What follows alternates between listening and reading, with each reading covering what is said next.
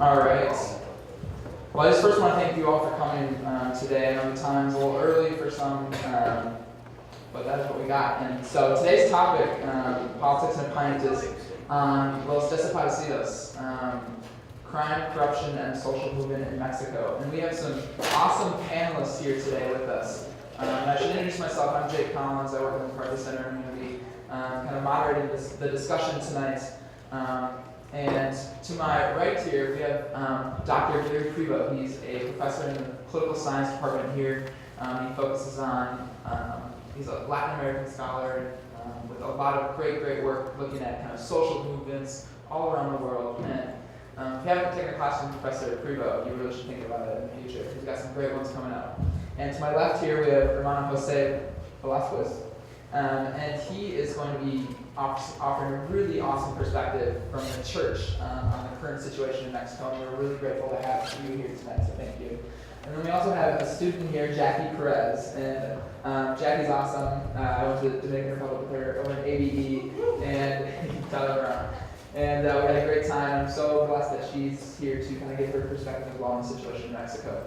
And just to begin, for those of you who, I hope some of you kind of have been keeping up with what's going on in Mexico. If not, we do have a short, quick 2-minute video that we're going to play that's kind of like a news report from, I don't even know where it's from, but it'll give you a little bit more background on kind of the situation in Mexico.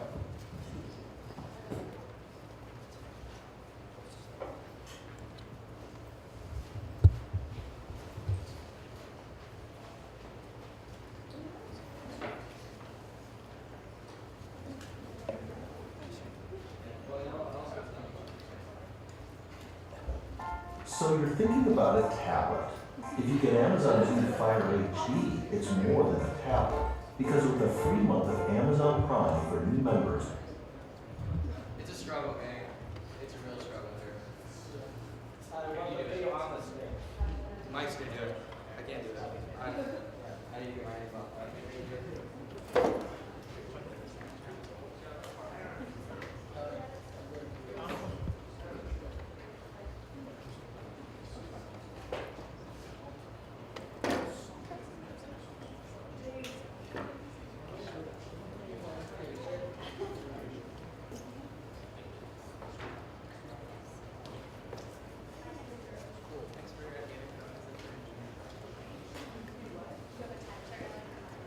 Raise it up higher than the tree goes.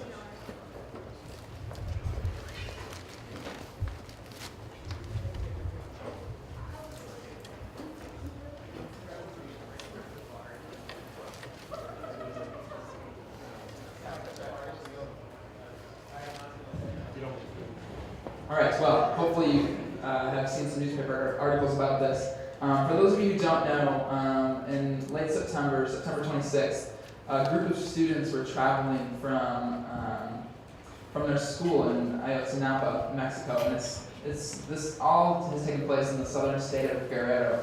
And the students were traveling to a nearby town, Iguala, when their buses were shot at by police. And what ended up happening was 43 students were taken by the police. And what ultimately went down was the police then handed them over to a drug gang, Los Guerreros Unidos, who then supposedly killed them. And this has shocked Mexico. It's shocked a lot of people around the world, and it's started some pretty heavy, strong social movements in Mexico. And if you've seen pictures, the pictures are pretty amazing. Just how many people are out in the streets kind of protesting the government and demanding justice for these 43 students, and kind of more broadly an end to corruption, and they do have it here. And so I'm just going to let them play it because I think it's very important that we can watch this. In Mexico increased and became violent this weekend as protesters accused the Mexican government of reacting slowly to the disappearance and apparent murders of 43 students who attend a rural teachers college. Here's Carter Evans.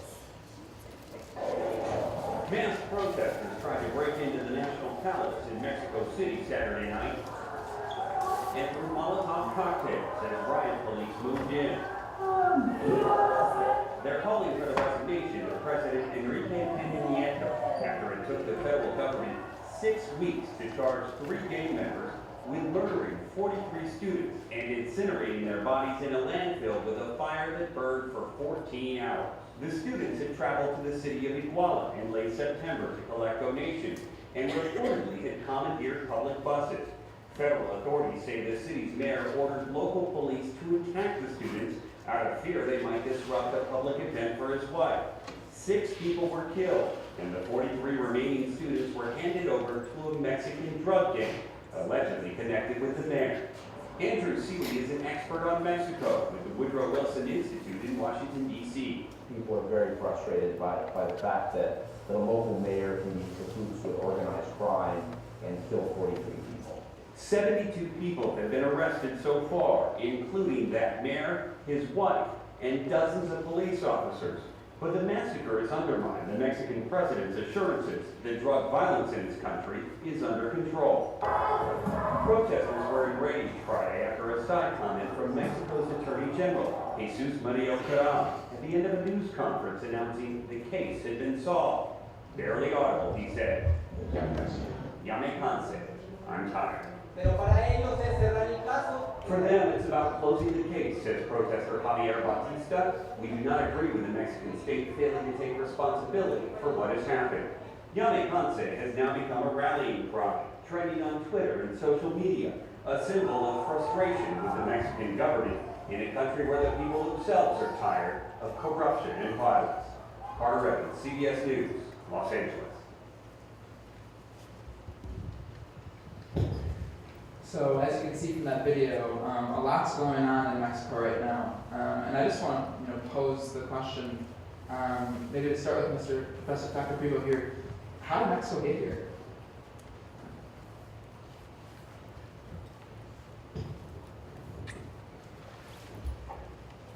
Well, this tragedy is really the confluence of, and I'll try to be concise and brief here, is really the connection of 2 things that have come together in Mexico. First of all, there's a long-standing repressive apparatus of the Mexican government against social protest. And it's an interesting framework because Mexico had a revolution in 1916. And in 1928, a political party, the Institutional Revolutionary Party, came to power and won every election in the country, most of them legitimately, for 72 years until 2000. And they basically said, "We are the revolution." And they did, over the course of those decades, in many cases carried out many very positive programs. They nationalized the country's oil in the face of the United States opposition. They carried out massive land reform, moved Mexico toward the direction of a middle-income country. But they always broke no one who stood outside of their political movement, who would be pressing them to do more. And a particular marker of that occurred in 1968, when, on the eve of the Mexico City Summer Olympics, the government massacred more than 200 students who were more radical than the government and were wanting to, for the government to press further on land reform and other things, were massacred in a plaza in Mexico City. And like so many pieces throughout the years of the rule of the PRI, this was largely kept secret. The world hardly knew of those details of that massacre in 1968, only revealed in detail when the PRI lost power in the 2000 election. But over the course of time, they always repressed movements that were beyond their control. And that's what happened here. The new president, who's also Institutional Revolutionary Party, they're back in power now after 12 years of the more conservative rule of the PAN. Peña Nieto is PRI. But they're a much less progressive PRI than the party in power back during the era of the revolution.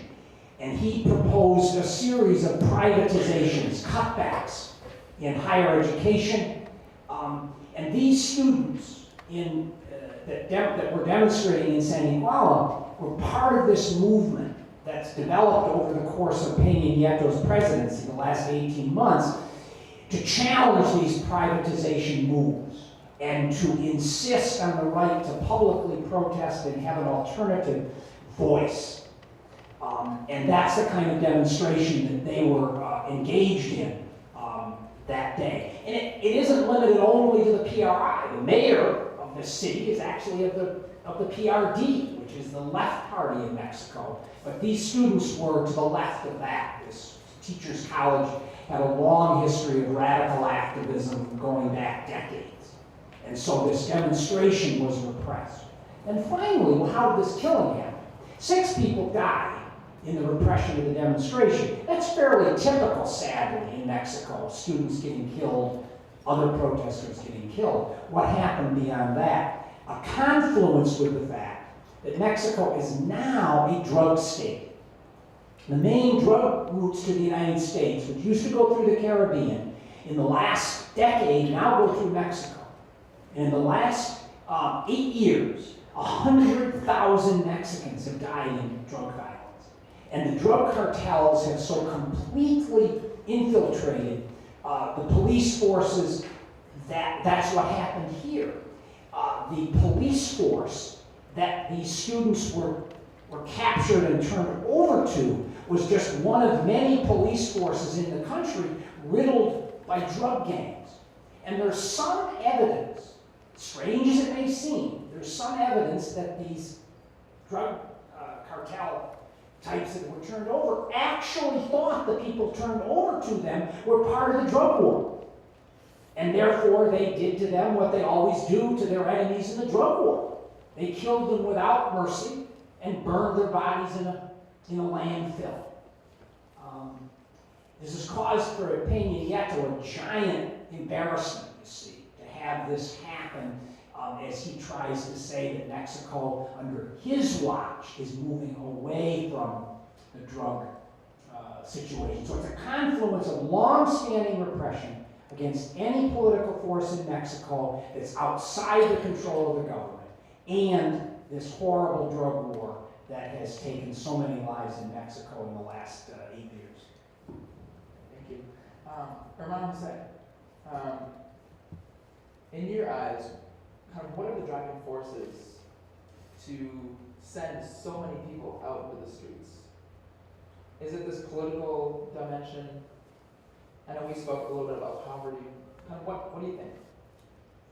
Yeah, one of the basis of what people now is getting outside of the streets is the same thing that Professor says about they are tired. They are tired of what is happening, especially the students. The students now in Mexico, they have been always aware of the things that are happening, but outside of the students, there is a few civilians that get involved in this protest. Is why it hasn't been changes around the decades, because it just is reduced to those who have access to the knowledge or to know their rights, to know that it's wrong. Basically, I can say that in Mexico, people is educated through the television. Most of the people knows what is going on by this institution, like Televisa, TV Azteca, and those television networks, they are allowed also with the government. So the message that they will speak to the people always will be positive about the government. So we don't have really CNN version in Mexico. And yeah, one of these, I knew that time where this thing happened. Like 5 years ago, I was doing a mission over there, and you can see how people, this is, Guerrero is one of the most poorest states in Mexico. And this state is basically it's mountains and hills. So people live in the mountains, Many people don't speak Spanish, they are indigenous. So these people doesn't have access to the economic system. Usually the economic system that we are talking is the capitalism. In the capitalism, only certain people can play in that system. Indigenous people in Mexico, poor people in Mexico, they are excluded. There are people with no names in the game. And these 43 students, thanks to the demonstration now, we can know that they existed. In other ways, they will be also unnamed. And that is the sin that in this case the church is seeing. Is a structural sin that is caused by this corruption and political forces that just benefit some, in this case the rich people. And in my experience in that town is the indigenous people, they don't have another option. One option that they have is to join to the drug cartels. The other option is to die. They have one option to plant in their lands corn or beans that maybe they cannot sell because also we cannot compete with big farmers, like farmers here in Venezuela. And the only option that they have is to participate in the drug system and they will cultivate marijuana or amapola. So you can go to these towns and they will be doing that, but that is the only way to continue living. So this is a very complicated situation, and I think I'm happy that now we are talking about that here, and also in Mexico there is more awareness of the changes that need to happen. If I could just add one thing about the one other option, and it has to speak to this tragedy. There was one other option there, and that was to become a high school teacher. Because Mexico does have, in this particular teacher's college, has a long tradition of taking the sons and daughters of the poor of that province, the brightest, the best and the brightest, with the chance to become teachers. And that's part of the incredible tragedy. You see, these people, and why I think it's touched Mexico so deeply, is that these 50 students that have died were among the very best of that province who aspired to be teachers, and now they're dead. And so I think it's important to see that's another piece of the incredible sadness that many Mexicans have for what these students represented, the hopes of the poorest of the poor in Guerrero. And I think Professor Gruber, you bring up a very, very good point. These schools, they're trying to be self-sufficient because they have no other option to be. They're trying to fill a void where the Mexican state has failed to provide. I think it's a very important point to make. And before I ask Jackie a question, I just want to let you know that if you have a question, please, after Jackie's done, I'm going to hopefully look for a question from the audience. So if you do have a question, please get that ready. Jackie, kind of from a young perspective, this has galvanized over social media. This has, really attracted a lot of people. From a student here in Minnesota, what's your take on the situation?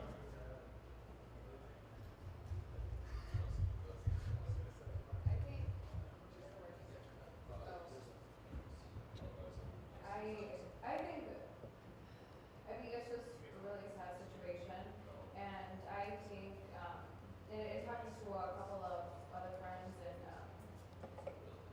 being from Mexican descent, it's in a way embarrassing of what's happening in my country. But I think one of the things is that we have to be educated on this isn't just an issue that's happening in Mexico. This isn't just completely foreign to us. It's not just the students over there, because we are also contributing to the violence that's happening there. I was talking to Jose before this about is it the Merida initiative that passed in 2007, where we spent about $3 billion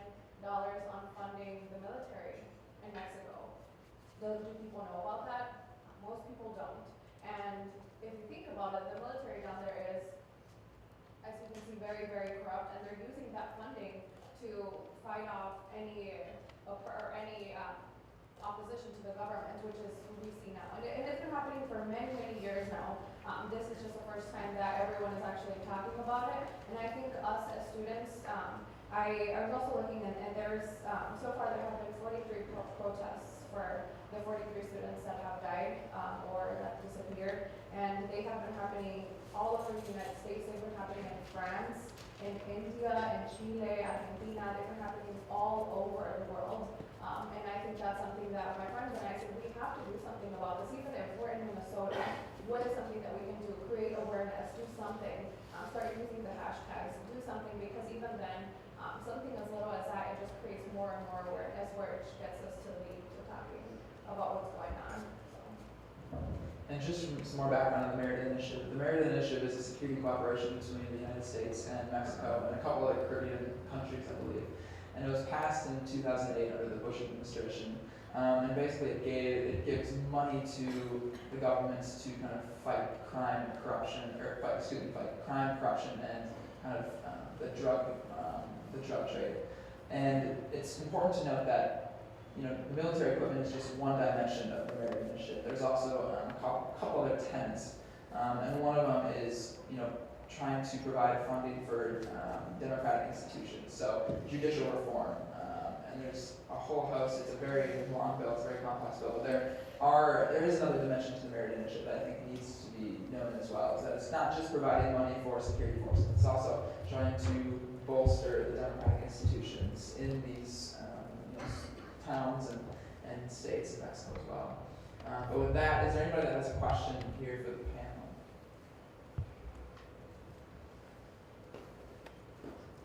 Ben? Alright, so like you're saying, conversation got started. So what's next? What in your 4 lines do you think, I guess the Mexican government needs to do in order to start mitigating these awful, horrible disasters, tragedies? Is there anything they can do? Is there anything we can do as the United States? So that's my idea. I think there is a need to go out and have demonstrations.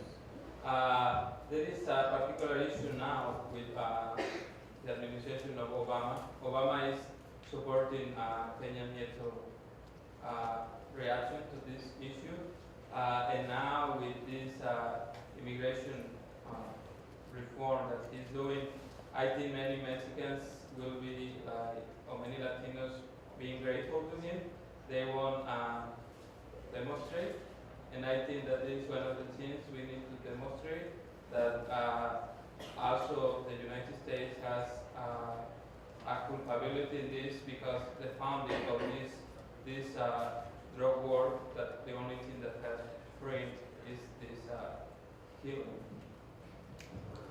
Yeah, I mean, I think the political situation in Mexico at this particular moment does actually raise the possibility of people being tried, convicted, and jailed for what happened. Now, that may seem small that happens, but given the history of Mexico, that's not usually happened. It's not usually happened. Now, it may happen simply because this was so embarrassing and so public that it couldn't be covered up, because Mexico is a different country than it was in 1968 when things could be covered up. So Peña Nieto's government may, for its own political purposes, its own survival, move forward with these prosecutions.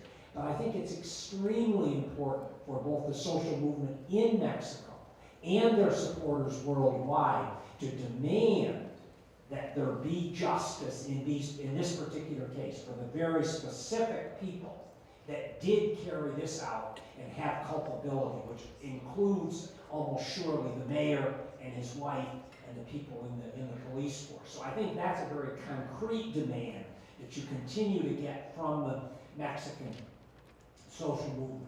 I also agree with Jose and with Jackie. There is a culpability of the United States.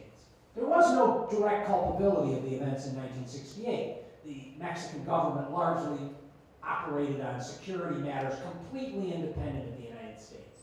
But that changed in 2006 with the Merit Initiative. Now the United States is very directly in Mexico's security business, very involved. There's DEA and FBI officials on the ground in offices in Mexico. There's a very direct involvement. And most scholars of Latin America, scholars of U.S.-Mexico relations consider this to be an extremely negative development, and that American people need to be the one. North Americans need to speak out and say, no, this is not the kind of relationship we want to have with Mexico that militarizes our police and military relations with it. So I think those are the two different pieces that need, at a minimum, to be argued for by anyone that cares about this. Hi. Well, first I want to thank you all for being here and thank the McCarthy Center for putting today, putting together this great politics in the fire. So with that, my question is, well, there's a lot of fear in Mexico and it seems to be a lot of distrust for the government. And I was wondering if these pressures to limit the media or limit your freedom of speech affect the protesters' ability to mobilize.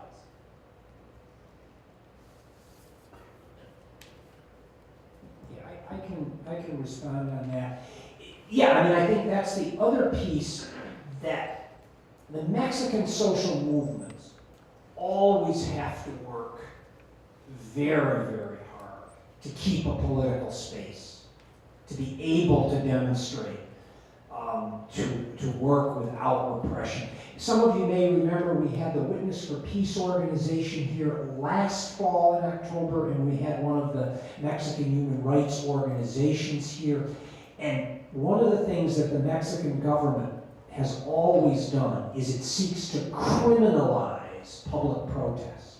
Criminalize it, make it basically demonize these people to say that they are troublemakers and that they are operating outside the law, and therefore the government has the right to do to them whatever it deems necessary.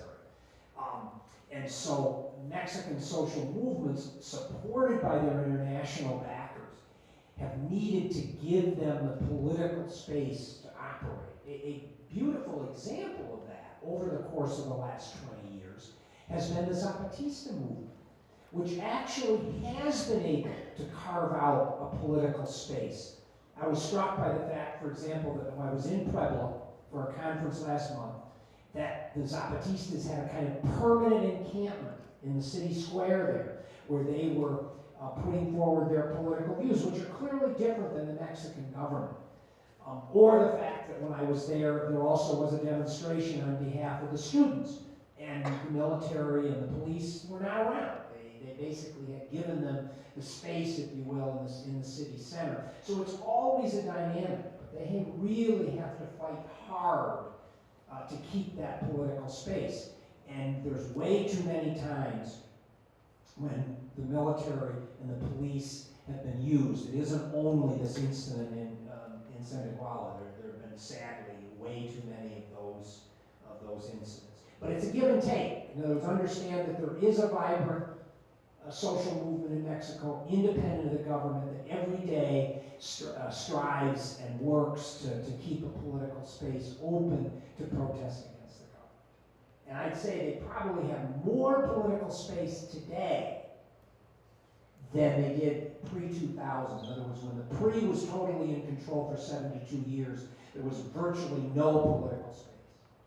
There's more today, but sometimes that creates more volatility, especially with the drug gangs and all the weapons that are around from the drug gangs.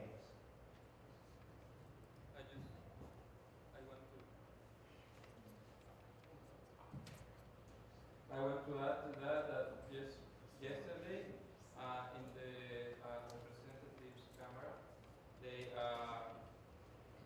approved a law to modify the constitution to criminalize these movements.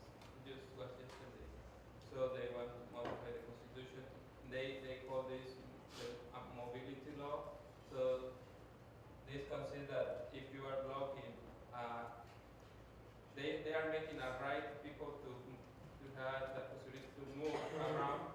But if you are blocking a street or doing something, then you can be charged because you are being an obstacle. And I think it also is important to note that on November 20th, the Mexican Revolutionary when there were massive protests in the Zocalo, right outside the National Palace in Mexico City. 11 people were actually arrested, and they're facing charges of terrorism and organized crime and homicide attempt and mutiny. And all these charges are very, very severe in the Mexican judicial system. And it was just, I think, 5 days ago that the government failed to justify their case, and so the charges were actually dropped. But this, just serves Professor Carrillo's point that the political elites are trying to criminalize these activities. When in some of them, there might be some legitimacy, but in the vast majority, people are just, they're just trying to save their opinion. Yeah, the November 20th was very interesting, because the social movements, in some ways, and the fact that the charges were dropped, I didn't know that. It was very interesting, because on that day, traditionally, the government organizes in the Zocalo in Mexico City and other Zocalos in the country, organized official marking of the revolution in their name. The social movements took those locations and forced the government to hold its official markings in buildings elsewhere. So again, it's a dynamic that's very fascinating to happen. I thought that was significant that they had so many people behind their cause that they simply said, we're taking the public square on Revolution Day, you are not. I just kind of want to shift the conversation a little bit to focus kind of on the church in Mexico. Catholicism is very predominant in Mexico. And over the history, there has been a history of, the priests and the church officials, kind of making their points. I'm just kind of wondering, Armando, say, what is the role of the church in these social movements, and should there be a role? Yeah, the tradition in the church since Leo XIII about social justice issues is that Catholic has the right to be involved in politics, have the right to take over when they don't have the means to live. But that is the original teaching. But the church in Mexico and Latin America always has been very passive historically in these issues. There is few people who work in social movements at this point. Like there is a priest, the Eastern priest, his last name is Solalinde. He works for the rights of the immigrants. He's one of the only one who step out before even the bishops give their official pronunciation that they were against these issues. There is another bishop, Raúl Vera, Dios Saltillo, also he is involved in human rights and these movements. And one who died when this happened in Chiapas, the Zapatista movement, Samuel Ruiz. Outside of them, and in Salvador, Monsignor Romero, I didn't know. I doesn't know any priest, any bishop that works for social movements. There are, I think also, I don't know if I can say that, but also they have responsibility. As I blame in the United States to have a responsibility for not doing anything to prevent this happen. The church has a responsibility too, because it's just don't say anything about this injustice, except taking responsibility. So if we go back with always the politics towards Latin America from the United States is the danger that the socialism and the communism will enter from Latin America. So it's always this fear. So that is happening also in the church. They compare social movements with socialism and communism.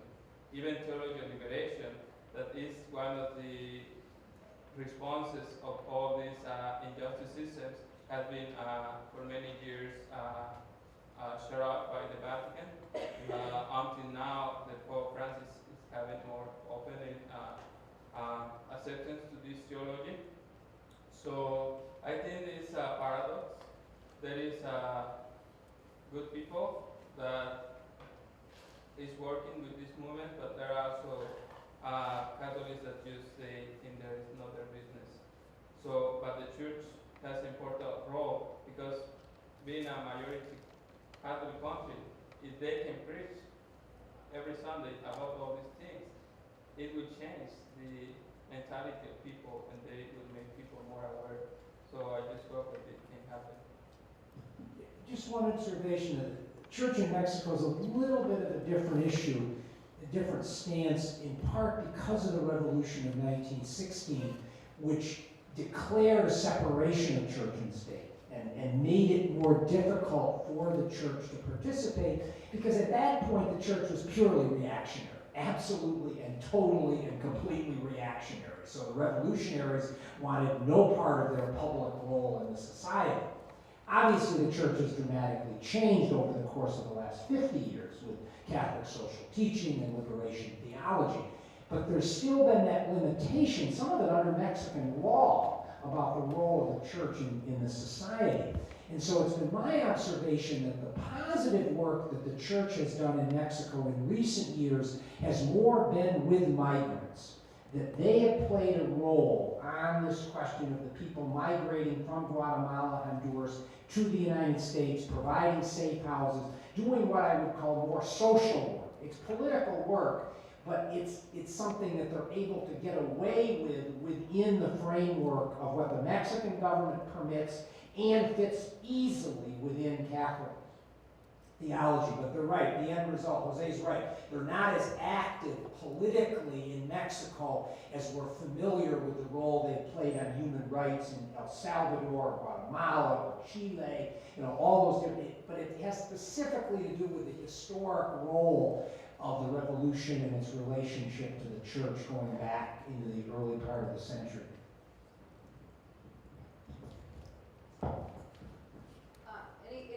Just following what Primoz just said, and I think this, just seeing how people in Mexico have this limitation, or the church has this limitation in Mexico, I think that just opens an opportunity and an additional door for us as students to get involved with it, because we are a Catholic university. And then not only are they just people in Mexico, but they were also students trying to become something of themselves, something that we are able to do so easily here in the United States and not have to worry about anything, versus in Mexico, if you don't agree with something, you're just killed. We can protest and we can say whatever we feel and we're fine, but they always run the risk of losing their lives. So I think, good point, but definitely, once again, I always keep that in mind, it opens up many, many doors for us to get involved with this cause, because they are our neighbors, so. Question? Yeah, I was wondering, and maybe Jake, you can speak to this, Samir, too, Mexico, and Jackie, you too. Looking forward as we get further away from the original revolution, is our generation, younger generations, are they so frustrated with politics that they don't want to go into it, or is there a sentiment that I want to get involved and I want to see change in my country?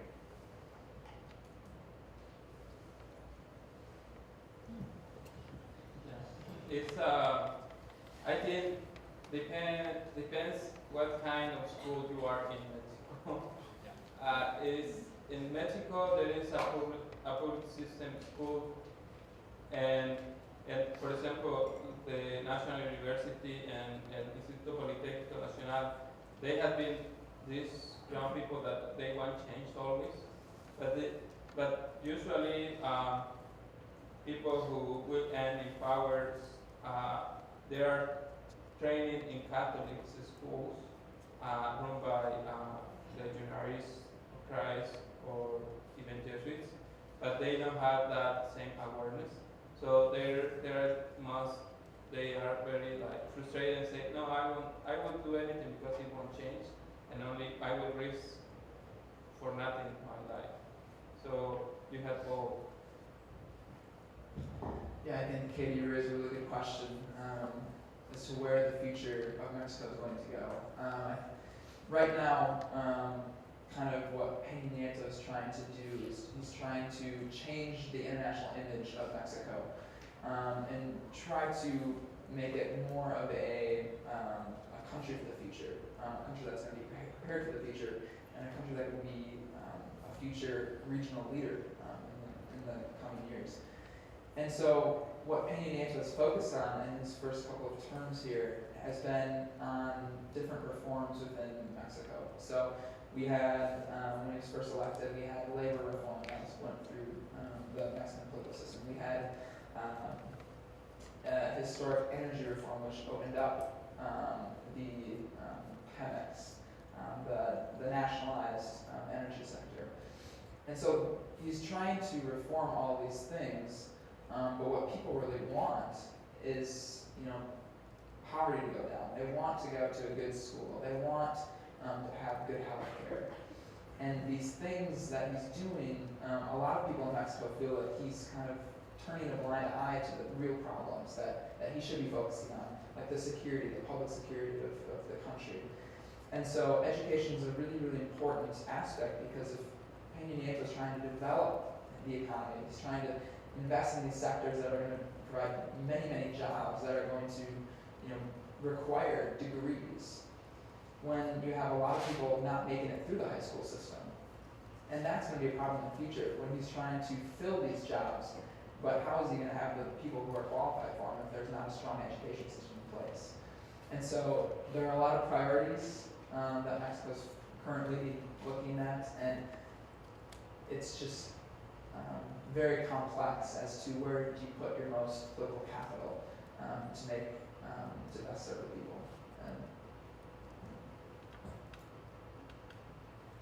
I have a question for Dr. People. I'm sorry. I was just in Mexico a few months ago, and I saw firsthand the military everywhere. You see the guys on trucks with the big machine guns just driving around, and you're like, okay, this is a little weird. And you can see from the protests, like, the amount of pressure that's being put on President EPN, that's no moniker. Like, during the protests, there's like a doll of him, this ginormous doll being torched in front of the palace.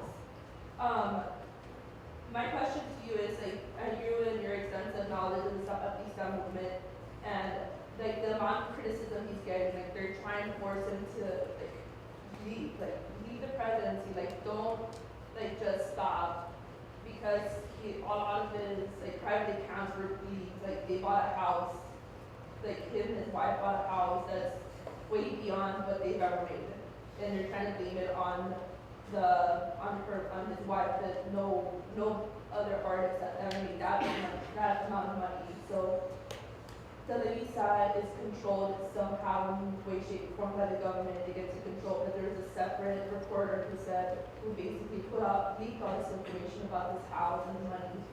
So, just went in the full circle. My question is, do you think these students have a chance to, even have a remote possibility of possibly being able to remove or impeach the president, because it's a different process in Mexico compared to the United States? And also, do you think they'll ever get to that level of almost like the Zapatista movement, where they're so established that the government has to accept the fact that they're there and they're not going to go anywhere? That's a great question. First of all, on the militarization, your comment. First of all, we should be clear that Felipe Calderon, the PAN president, who was in power from 2006 to 2012, he's the one that made the decision to send out the military to deal with the drug cartels. And that's what dramatically increased the death rate that caused the 60,000 Mexicans to die in the space of 6 years by militarizing it. Peña Nieto won the presidency by saying that he had a different way, because Mexicans were fed up with what had happened in those 6 years. But he was always vague, and he hasn't really reversed, as you witnessed, he hasn't really reversed the militarization. He's tried to be a little smarter in some of the places, make some deals with some of the drug gangs to limit the violence, but he basically hasn't stepped back from that. The other thing about Peña Nieto that has to be understood is he really represents continuity with the direction that the PRI took beginning in the late 1980s under Salinas de Gortari, a Harvard-educated economist. They really decided that the future for Mexico was to basically adopt neoliberal politics, to basically move Mexico very much into the sphere of the United States, to get integrated into NAFTA, to accept a kind of different, much more subservient role both to the United States government and to United States corporations and businesses. And Peña Nieto is simply the continuation of that. All of the reforms that Jake refers to, these are all neoliberal reforms. Reforms that you should understand have been totally rejected virtually everywhere else in Latin America, in Brazil and Argentina and Bolivia. These governments have rejected that. But he's the one that's in power. And unfortunately, no, I don't see the very fact that Jose points out that a criminal law passed the Congress on criminalizing protest within the highest levels of the Mexican government. I don't see, this is not a movement that can bring the Mexican government to its knees. That's why I said I think the best that the movement can hope for, but I want to say that it is something of some significance, is that there's actual justice in the case of these murders. The longer term question of turning around Mexican politics, that's more complicated, partly because of the contradictions of the party of the left there, the PRD. They have their own problems and issues, though they do govern Mexico City. And in Mexico City, they have done some very progressive things, including a city where gay marriage is legal, one of the few places in Latin America. But their ability to win a national election is difficult, though they almost won in 2006. They may have fact have won. They came within a percentage point in a contested election. So that's more the long-term hope, is that if you look at Latin America, why is Latin America changing? It's because the left wins elections. So it's up to the left in Mexico to figure out how to get their act together. They don't even have to get a majority, because Mexican elections are a plurality in a three-way race. All they need to do is probably get 40% of the vote, and that would win an election. So I think that's the longer-term goal and strategy for the progressive forces in Mexico, is to find out how to win the 2018 presidential elections.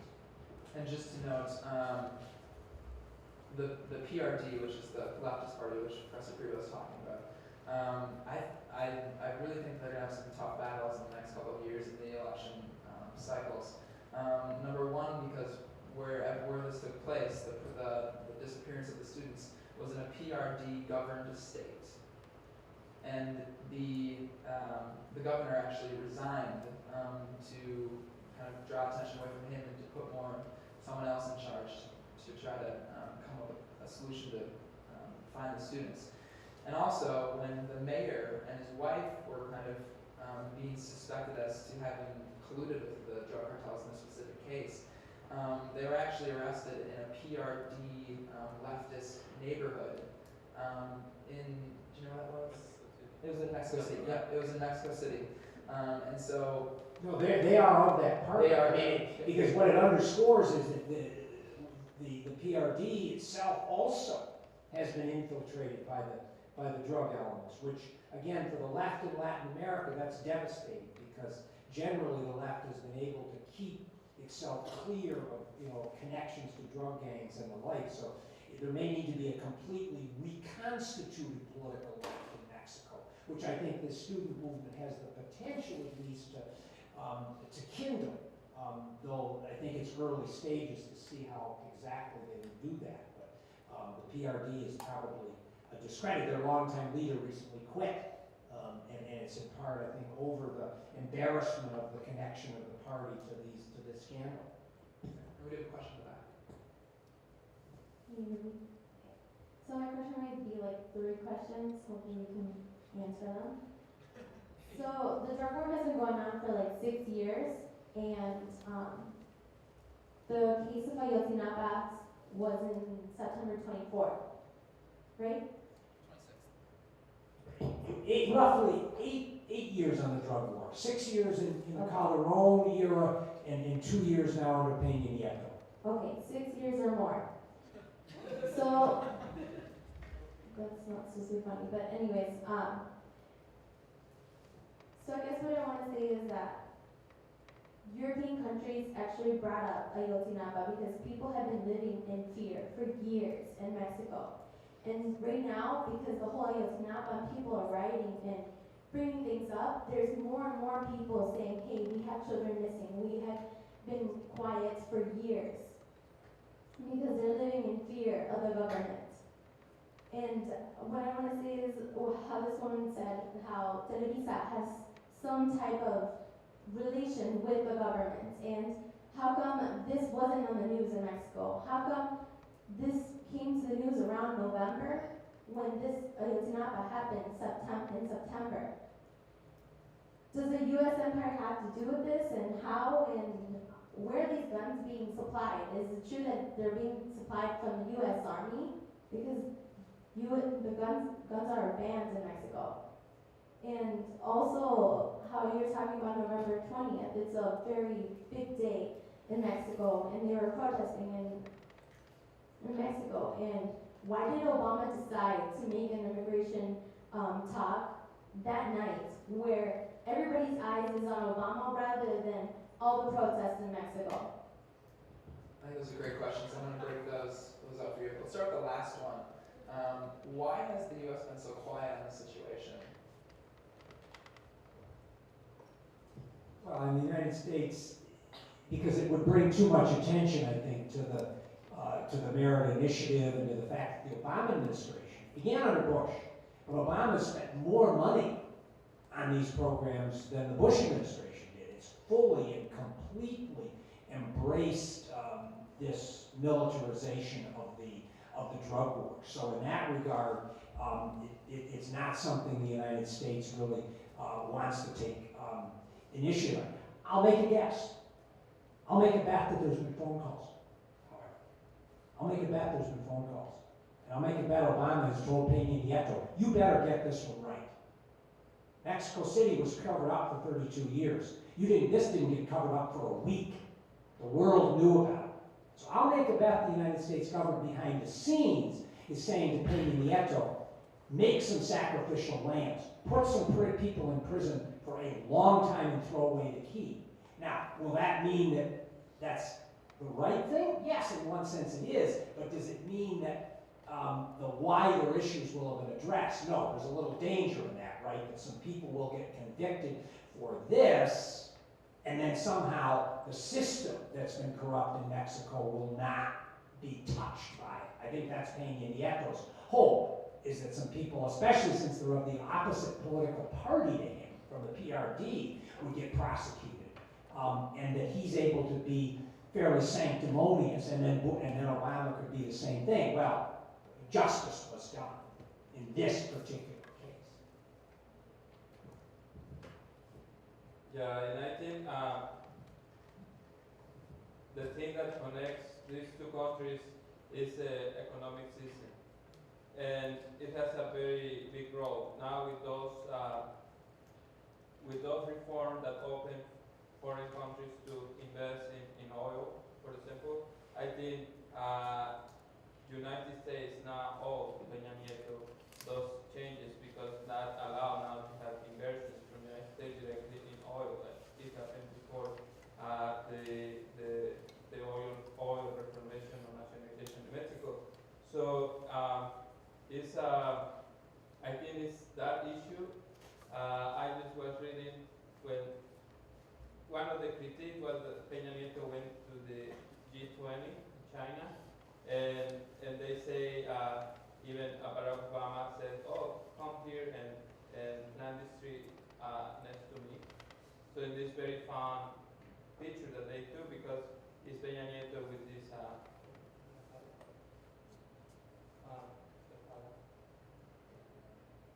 Okay, so they are making a hole to plant the tree. So you have Peña Nieto and Barack Obama, a shovel. So and they are okay. They say, oh, Peña Nieto is teaching Barack Obama how to make grapes to cover up, to kill people, no? So and it's I think we are very very tight now in this responsibility of both governments. So, but I think until people change their mind that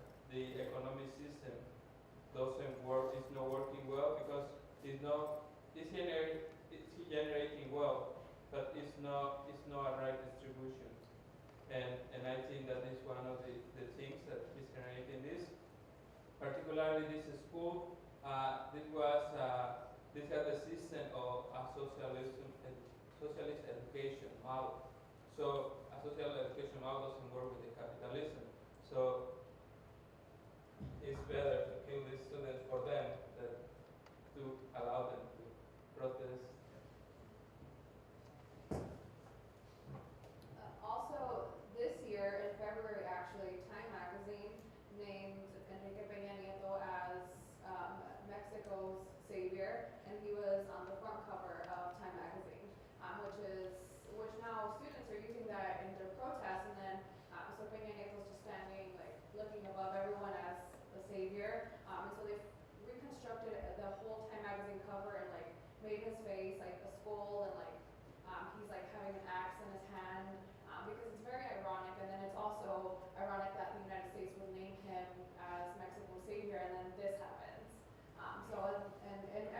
And I do agree with that it definitely has something to do, like, I feel a lot of Mexicans in the United States are very resistant to say something about it just because this new executive action on the immigration reform was just talked about.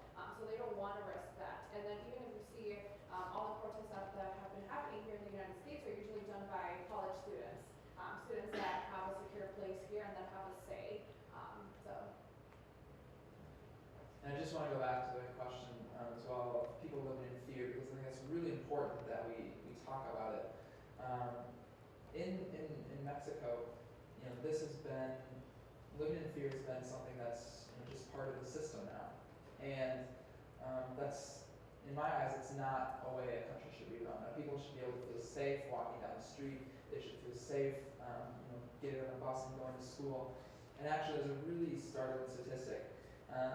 In El DF, Mexico City, the capital, 51% of the contacts with law enforcement, with regular citizens, has resulted in some type of abuse.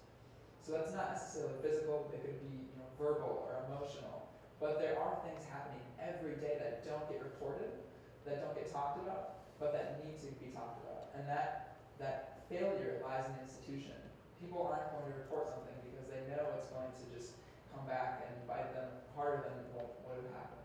And so it's very important, I think, that more time and resources are invested in bolstering up these institutions in the police and in the judicial system, because if there's no accountability, nothing can be changed.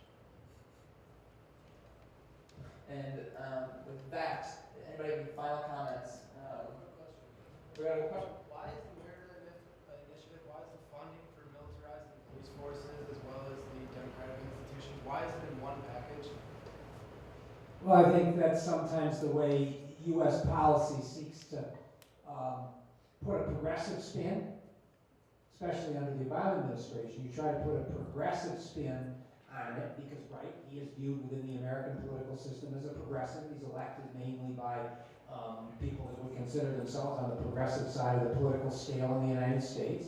And so in order to make a policy appear palatable, it tends to include things other than just giving money to the police and the military. There's judicial reform and speaking about democracy and the like. That tends to always mark. We say that Obama's policies in Latin America have been virtually identical to the Bush administration, but with a different language, often speaking of a partnership with Latin America, or speaking about the need that what's good for Latin America is good for the United States. But the policies themselves are basically the same ones that the Bush administration put in after 9/11 and that the Obama administration continued. So it's a question of attempting, it speaks to who Obama is as a person who presents himself in the American political arena as a progressive. And with that, I'd like to thank you all for coming out this evening. This is actually our last Politics and Pint of this semester, and it's been a great semester filled with lots of awesome discussions from a wide variety of people. And we really, the McCarthy Center, really appreciates you giving your time today, and hopefully you can check us out in the future next semester for some really awesome events coming up. And with that, Tyler. All right, thanks again for coming. Let's give a big round of applause for our first